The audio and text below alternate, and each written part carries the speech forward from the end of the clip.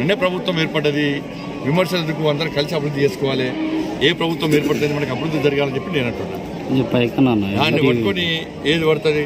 బండి సంజయ్ బట్టలు వేసుకోద్ది, ఇక బండి సంజయ్ కొడుకులు బట్టలు వేసుకోవద్దు, బండి సంజయ్ బతకద్దు, బండి సంజయ్ పిల్లలు బతకద్దు.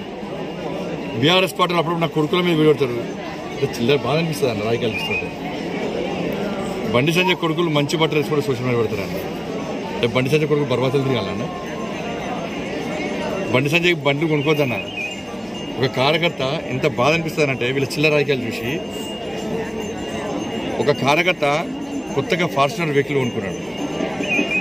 నాతో ఫస్ట్ డ్రైవింగ్ చేయించాలని చెప్పి నన్ను స్పీడ్ మీద కూర్చుంటే బీఆర్ఎస్ వాళ్ళు, కాంగ్రెస్ వాళ్ళు కుస్తెళ్తారు అనుకున్న బండి సంజయ్కి ఇంత పెద్ద వెహికల్ ఎక్కడ చేయాలన్నా.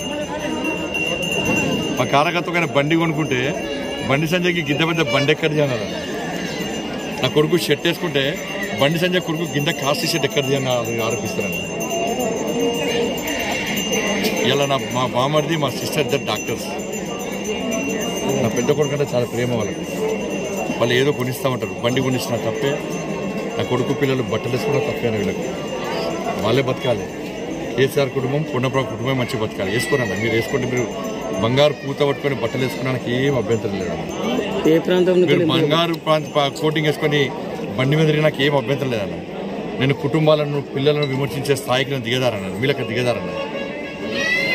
నేను కటౌట్లు కట్టుకోవద్దట, నేను బ్యానర్లు కట్టుకోవద్దట, మా పిల్లల బట్టలు వేసుకోవద్దట, నేను బండ్లు తిరగద్దట, నేను తిండి కూడా తినొద్దట. వీళ్ళకి ఇంత దౌర్భాగ్యం అన్న రాజకీయాలకి, ఇంత చిల్లర విమర్శలు అన్న. తెలంగాణ సమాజం ఆలోచించాలి. నేను సమాజం కోసం పనిచేస్తాను. ఎన్ని కేసులైనా పుణ్యప్రభాకర్ గారు చెప్పన్నా, ఎన్ని కేసులైనా పుణ్యప్రభాకర్ గారి మీద, 100 కేసులైనా మీద పుణ్యప్రభాకర్ గారు ఎన్నిసార్లు జైలుకి పోయినావు?